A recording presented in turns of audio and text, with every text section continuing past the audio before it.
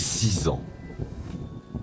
On dit qu'il faut autant de temps pour construire une demeure solide que pour réduire une existence en cendres. Pour moi, il n'aura fallu qu'une fraction de seconde, une poignée de mots interceptés dans l'obscurité. Marc et moi, nous étions l'incarnation de la réussite, le couple papier glacé que tout le monde enviait dans les galas de la haute société. Lui, l'héritier solaire d'un empire immobilier, et moi, son complément parfait, son stratège de l'ombre. J'avais tout orchestré, tout verrouillé. Le mariage en juin sous les glycines, la fusion des entreprises en juillet. Mais les chiffres mentent, et les sourires encore plus. Je me souviens de l'humidité qui collait à ma peau en rentrant ce soir-là. Mon vol avait été annulé à cause de la tempête, et je ne pensais qu'à une chose, retrouver la chaleur de notre foyer. J'ai tourné la clé dans la serrure. Le cliquetis me semblait étrangement sinistre. Le salon était plongé dans une pénombre inhabituelle, seulement traversé par les éclairs qui déchiraient le ciel derrière les grandes baies vitrées. Et puis, il y a eu cette odeur. Ce n'était pas le musc boisé que Marc porte d'ordinaire. C'était un parfum sucré, entêtant, presque vulgaire. Un parfum de vanille bon marché qui n'avait rien à faire dans mon sanctuaire. Mes pas se sont perdus dans l'épaisseur du tapis alors que je m'approchais de la chambre. J'entendais des murmures, des rires étouffés. Marc ne m'a pas entendu. Il était trop occupé à se perdre dans les yeux de son nouvel assistant, ce garçon dont j'avais moi-même validé l'embauche 2 semaines plus tôt. Je suis resté figé sur le seuil, l'ombre d'un homme trahi. Marc disait des choses que je n'oublierai jamais. Sa voix, d'ordinaire si tendre, était empreinte d'un mépris que je ne lui connaissais pas. « Juliane ? Oh, il est prévisible, disait-il en riant. C'est une cage dorée, tu comprends ? J'ai besoin de son nom et de sa fortune pour régner, mais j'ai besoin de toi pour respirer. Il est tellement ennuyeux dans sa perfection. » Je n'ai pas crié. La colère était là, mais elle était glacée. Mon cœur s'est simplement changé en une pierre froide et lisse, un bloc de marbre impossible à briser. J'ai reculé, sans un bruit. J'ai traversé le couloir et j'ai attendu dans l'entrée. Quand ils sont enfin sortis, j'étais là, debout, immobile. Le visage de Marc s'est décomposé. Il est passé de la suffisance à une terreur pure en 1 seconde. J'ai retiré lentement ma bague de fiançailles. Le métal était chaud contre ma peau, mais mon geste était sans appel. Je l'ai posé sur le guéridon en marbre. Le son a résonné comme un coup de feu dans le silence de l'appartement. « Pars, Marc !» j'ai dit. Ma voix était si calme qu'elle m'a surpris moi-même. « Emmène tes affaires, ton assistant, et ce parfum qui me soulève le cœur. Tu as 10 minutes pour disparaître de ma vue avant que je ne raye ton existence de mes comptes bancaires, et tu sais que je peux le faire d'un simple clic. » Il a essayé de bégayer des excuses, de me toucher le bras. Mais j'ai reculé, comme s'il était porteur d'une peste noire. Quand la porte a fini par claquer, le silence qui a suivi était assourdissant. Je me suis retrouvé seul dans ce palace de 300 mètres carrés. Et pour la première fois de ma vie, j'ai eu peur. Peur du vide. Peur de la vulnérabilité que Marc venait d'exposer. Je ne voulais plus jamais dépendre de quelqu'un qui puisse me briser de l'intérieur. Je voulais une muraille, une ombre, quelqu'un qui n'aurait pas de cœur à trahir. Le lendemain matin, j'ai contacté l'agence Cerbère, pas pour un simple garde du corps. J'ai demandé leur « option 0 », le protocole pour ceux dont la vie est une cible constante. C'est là qu'il est arrivé. Silas. Il n'a pas frappé. Mon assistant l'a simplement introduit dans mon bureau et s'est éclipsé comme s'il craignait de rester dans la même pièce qu'un tel prédateur. L'air a semblé se raréfier au moment même où il a franchi le seuil. Silas ne marchait pas. Il se déplaçait avec la précision silencieuse d'un fauve. 1,90 m de muscles gainés dans un costume anthracite si sombre qu'il semblait absorber la lumière du jour. Il ne m'a pas salué. Il n'a pas cherché à me plaire. Ses yeux, des puits d'acier liquide, ont balayé mon bureau, analysant les sorties, les angles morts, puis se sont fixés sur moi. J'ai eu l'impression d'être passé au rayon X. Il voyait mes mains qui tremblaient légèrement. Il voyait la fatigue sous mes yeux. Il voyait ma peur. Sa voix est tombée dans la pièce. Grave, monochrome, sans aucune trace d'émotion humaine. Je suis Silas.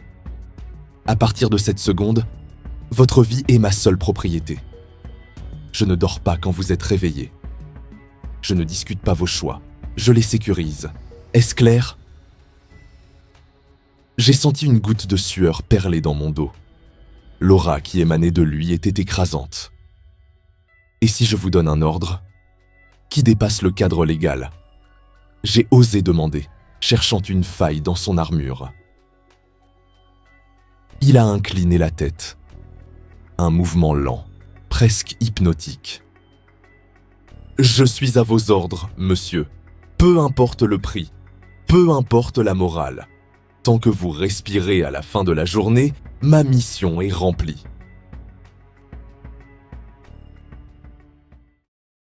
Les jours qui ont suivi l'arrivée de Silas ont transformé l'atmosphère de ma demeure. Ce n'était plus seulement ma maison. C'était devenu un périmètre. Une zone sous haute surveillance où chaque courant d'air semblait être analysé par un esprit que je ne parvenais pas à déchiffrer. Silas était une présence paradoxale. Il était partout, et pourtant il ne faisait aucun bruit. Il était là quand je me réveillais, posté comme une sentinelle de marbre devant la porte de ma chambre. Il était là dans la voiture, son profil tranchant se découpant contre la vitre, ses yeux gris balayant la rue avec une vigilance de prédateur. Il ne mangeait jamais avec moi. Il ne parlait que pour confirmer un trajet ou signaler un risque potentiel. Le silence qui s'était installé entre nous n'était pas vide. Il était lourd, chargé d'une électricité que je n'avais jamais ressentie auparavant. Marc avait raison sur une chose. Je suis un homme d'obsession. Puisque Silas refusait de m'ouvrir la porte de son esprit, j'ai commencé à l'observer, à mon tour. Dans le secret de mon bureau, tard le soir, je me surprenais à ouvrir les flux des caméras de sécurité sur mon ordinateur. Je le regardais rester immobile dans le hall pendant des heures, le dos droit, les mains croisées. Sa discipline m'effrayait autant qu'elle me fascinait. Je zoomais sur ses mains gantées de cuir noir, cherchant un tremblement, une hésitation. Rien. Silas était une machine de guerre parfaite, et j'étais devenu le spectateur avide de sa solitude. Une nuit, l'insomnie a été plus forte que d'habitude. Il était 2 heures du matin. Une chaleur étouffante régnait, malgré la climatisation. J'ai eu besoin de bouger. Je suis descendu vers le sous-sol, là où j'avais fait installer un gymnase privé que je n'utilisais presque jamais. Avant même d'atteindre la porte, j'ai entendu le son. Je me suis arrêté dans l'ombre du couloir. La scène était presque irréelle. Silas était là. Il avait abandonné son costume pour un simple pantalon de sport noir. Il était torse nu, et pour la première fois, j'ai vu ce que l'anthracite de ses vestes dissimulait. Sa musculature était d'une précision brutale, chaque fibre de son corps tendue vers l'effort. Mais ce qui a arrêté mon souffle, ce sont les cicatrices. De longues traces blanches, anciennes, qui zébraient son dos et ses épaules comme une carte géographique de la douleur. La sueur faisait briller sa peau mate sous les néons crus, lui donnant l'apparence d'une statue de bronze en plein combat. Il frappait le sac avec une rage contenue, une violence si pure que j'ai senti un frisson de peur, ou d'excitation, remonter ma colonne vertébrale. Il n'a pas bougé, il n'a même pas regardé vers moi. Vous devriez dormir, monsieur Julian, a-t-il dit. Sa voix était plus basse encore que d'habitude, essoufflée, vibrante d'une énergie que je ne lui connaissais pas. Je n'y arrive pas, j'ai répondu en sortant de l'ombre. Je me suis approché, irrésistiblement attiré par la chaleur qui émanait de lui. L'odeur du bois de santal et de la sueur m'a frappé de plein fouet. Dites-moi, Silas, qu'est-ce qui vous fait perdre ce calme si parfait ? Qu'est-ce qui se cache derrière ce mur de verre ? Il s'est retourné, lentement. Ses yeux gris d'acier ont parcouru mon visage avec une intensité qui m'a fait oublier comment respirer. Son regard s'est attardé sur mes lèvres, une fraction de seconde, juste assez pour que je comprenne que l'homme sous l'armure était bien vivant. Rien, a-t-il dit d'un ton sec, presque cruel. Il a ramassé sa serviette, son corps se tendant à nouveau. L'émotion est une faille de sécurité. Je n'ai pas de place pour les failles. Et vous ne devriez pas en chercher là où il n'y en a pas. Je ne sais pas ce qui m'a pris. J'ai fait un pas de plus, défiant la distance de sécurité qu'il imposait toujours entre nous. Tout le monde a une faille, Silas. Même les machines. Je finirai par trouver la vôtre. C'est une promesse. Il a planté ses yeux dans les miens. Un éclair de quelque chose de sombre, de possessif, a traversé son regard avant qu'il ne redevienne un masque de marbre. Il s'est penché vers moi, sa voix comme un murmure dangereux à mon oreille. Si vous cherchez trop près du feu, monsieur, vous finirez par brûler. Retournez dans votre chambre. C'est un ordre. Je suis remonté, le cœur battant à tout rompre. Je souriais dans le noir. Il venait de me donner un ordre. Il venait de briser le protocole. Le mur commençait enfin à se fissurer, et je savais déjà que j'allais adorer le voir s'effondrer.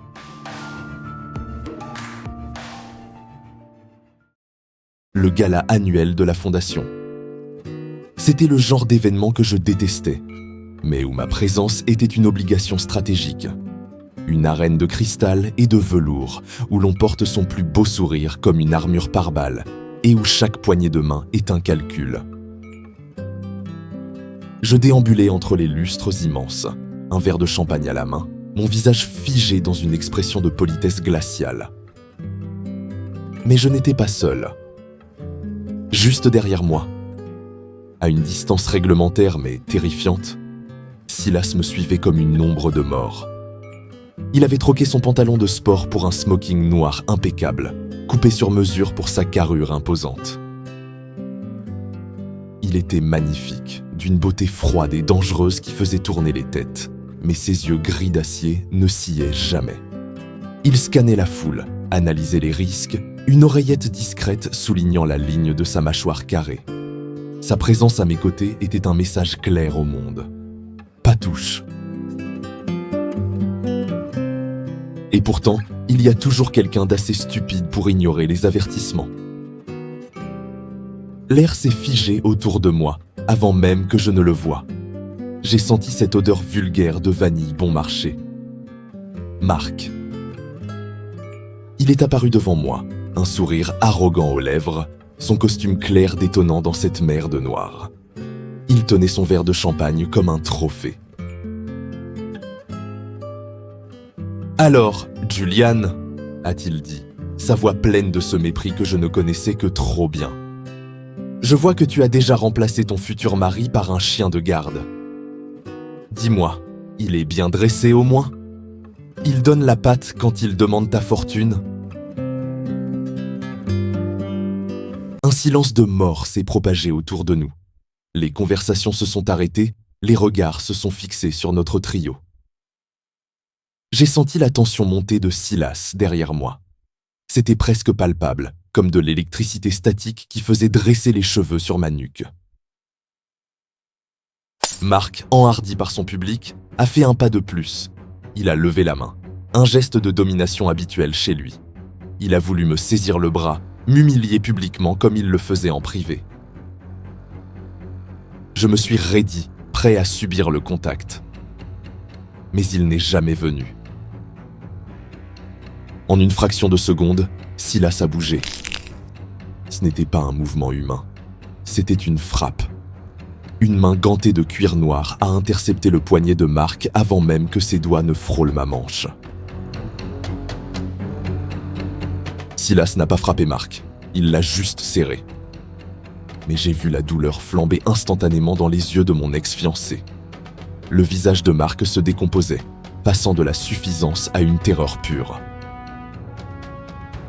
Silas le dominait de toute sa hauteur. Ses yeux gris étaient devenus noirs de rage contenue, une bête féroce prête à déchiqueter sa proie. Sa voix est tombée dans le silence absolu de la salle, glaciale, tranchante comme une lame de rasoir.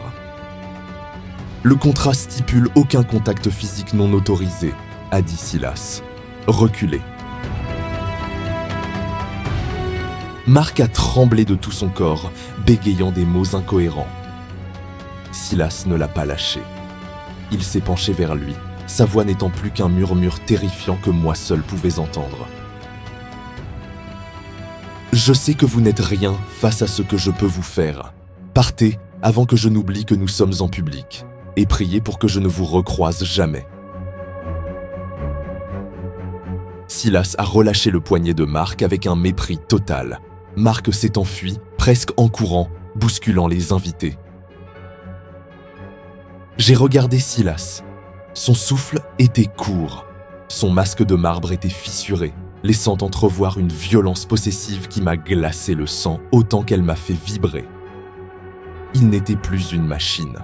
Il était un homme qui venait de revendiquer ce qui lui appartenait. Le retour en voiture fut une torture de silence. La pluie battait contre les vitres, reflétant les lumières de la ville sur mon visage. Silas conduisait avec sa précision habituelle, ses mains gantées de cuir noir crispées sur le volant, jusqu'à ce que ses articulations blanchissent sous le cuir. Je le sentais. Je sentais son regard sur moi dans le rétroviseur, constant, absolu, protecteur. Ce n'était plus la distance professionnelle du début. C'était une possession. J'ai fini par briser le silence, ma voix n'étant plus qu'un murmure dans l'habitacle. « Merci », j'ai dit. Il n'a pas répondu tout de suite. Il a continué de fixer la route, mais j'ai vu sa mâchoire se serrer. « C'est mon travail », a-t-il fini par dire d'un ton sec, presque coupable. « Non, Silas. Ce n'était pas juste professionnel, j'ai vu tes yeux. Pourquoi ton cœur bat-il si vite ? » Il a planté ses yeux dans les miens à travers le rétroviseur. Un éclair de quelque chose de sauvage, de dangereux, a traversé son regard gris. Il n'a pas répondu. Mais j'ai su, à cet instant précis, que le mur entre nous venait de s'effondrer pour de bon, et que je n'avais plus peur de ce qui se cachait derrière.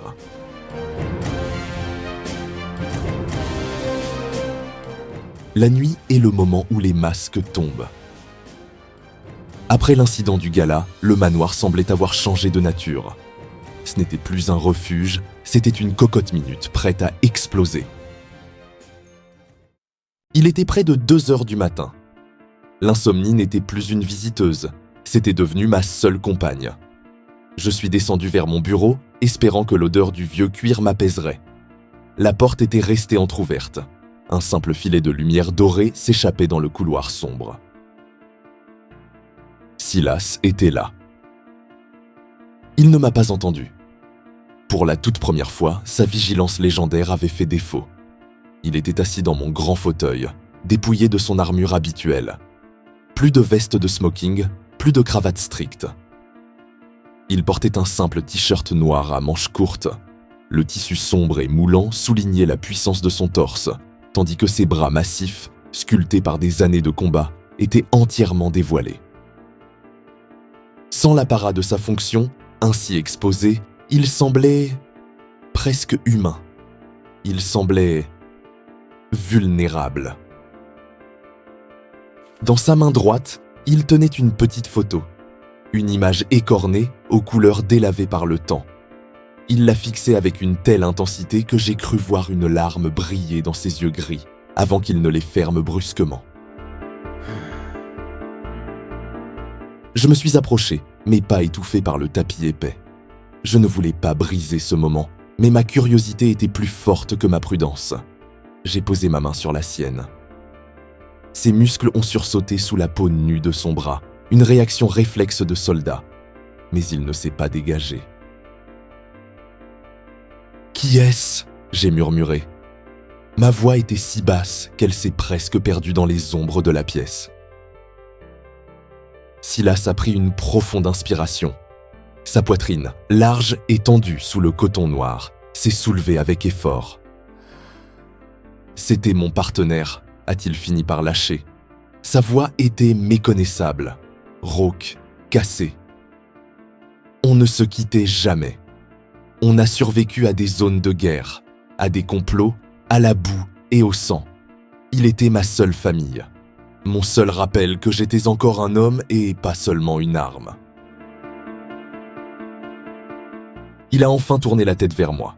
Le gris d'acier était voilé par une douleur si ancienne qu'elle semblait faire partie de lui. Je devais le protéger, Julian. C'était mon contrat. C'était ma vie. Et j'ai échoué. J'ai senti son sang couler sur mes mains sans rien pouvoir faire. Depuis ce soir-là, je m'étais juré de ne plus jamais ressentir quoi que ce soit. Je voulais devenir un mur, une ombre sans visage. Parce que si on n'aime rien, on ne peut rien perdre. Il se leva brusquement, sa stature m'écrasant dans la pénombre. « Mais toi !» Ce simple mot, prononcé avec une telle douceur, m'a donné le vertige.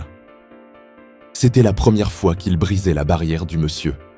« Tu as tout foutu en l'air.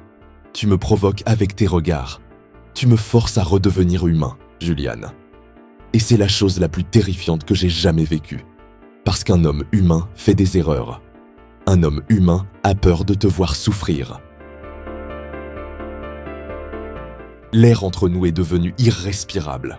J'ai réduit la distance, mes doigts effleurant le tissu noir de son t-shirt, là où son pouls battait furieusement. « Alors, sois humain, Silas, » j'ai soufflé. « Ne sois plus cette machine de l'agence Cerbère, ne sois plus à mes ordres. Sois mien. » Soudain, sa poigne s'est refermée sur ma taille. Pas avec la douceur d'un amant, mais avec la fureur d'un homme qui se noie et qui trouve une bouée de sauvetage. Il m'a collé contre lui, sa force m'arrachant un petit cri de surprise qui s'est perdu contre son épaule. Ses yeux dévoraient les miens, sombres, possessifs. Si je franchis cette ligne, il n'y aura pas de retour en arrière, Julian, a-t-il grondé contre mes lèvres. Je ne serai pas un fiancé gentil, je serai ton ombre. Je déciderai de qui t'approche, de ce que tu manges, de l'air que tu respires. Tu ne seras plus jamais libre. Tu seras ma seule et unique mission. Est-ce vraiment ce que tu veux? Choisir ta propre prison.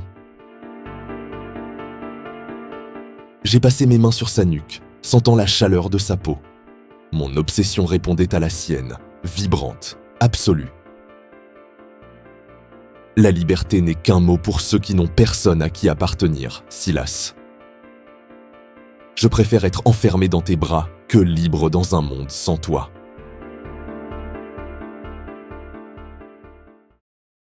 Le départ définitif de Mark n'a pas été l'explosion dramatique que j'avais imaginée pendant toutes ces nuits d'insomnie. Ce fut un effacement, une rature sur une page déjà trop gribouillée. Il s'est présenté un mois plus tard, par un après-midi tout à fait ordinaire. Le ciel était d'un bleu délavé, presque gris, et le vent d'automne faisait danser les feuilles mortes dans l'allée de gravier. Il pensait sans doute que le temps avait fait son œuvre, que ma rancœur s'était émoussée, que sa beauté insolente et ses excuses larmoyantes suffiraient à lui rouvrir les portes de mon empire et de mon cœur. Il n'a même pas pu poser la main sur le fer forgé du portail. J'observais la scène depuis le balcon de ma chambre, dissimulé derrière les lourds rideaux de velours bleu nuit. Silas était là, debout devant la grille. Une sentinelle de granit, implacable. De là où j'étais, je n'entendais pas leur voix, seulement le sifflement du vent. Je voyais simplement le contraste. Marc, s'agitant, gesticulant, essayant de retrouver son assurance de prince déchu. Et Silas, immobile, massif, dont la seule présence semblait aspirer toute la lumière autour de lui. Je n'ai pas eu besoin de le voir sortir une arme. Il lui a suffi d'une phrase murmurée, un secret ou une menace, pour que le visage de Marc s'effondre littéralement. J'ai vu ses mains trembler alors qu'il cherchait ses clés. Marc a reculé d'un pas, puis deux, avant de faire demi-tour. Sa voiture a démarré dans un crissement de pneus, laissant derrière elle un nuage de poussière et un silence de mort. Il a quitté le pays le lendemain. Il a disparu de ma vie comme une mauvaise odeur que l'on finit par oublier.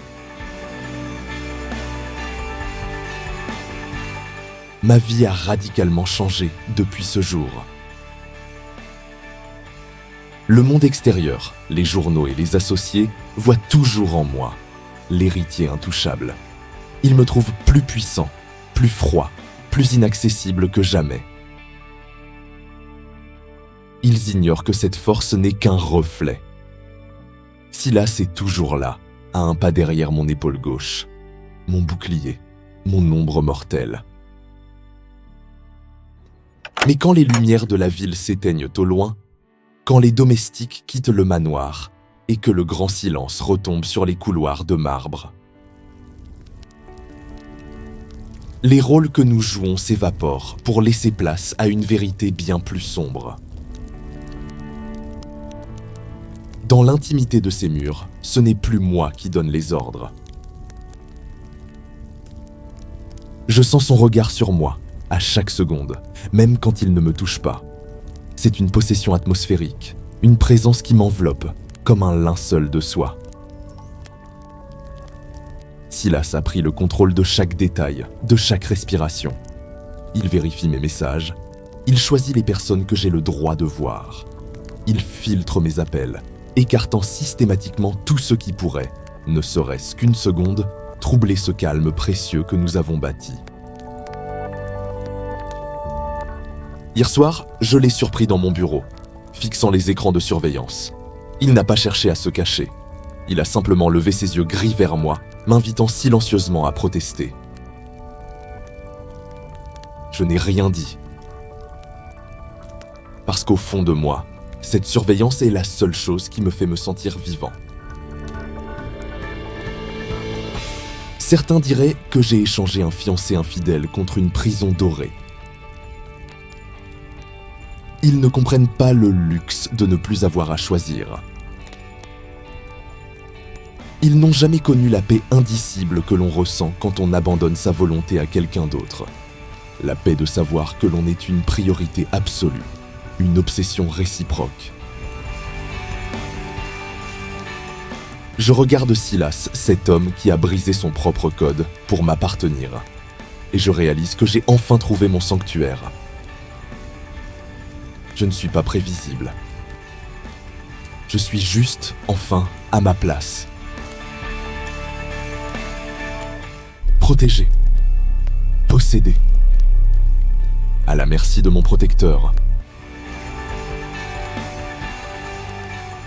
Et vous ? Jusqu'où iriez-vous pour ne plus jamais avoir peur ?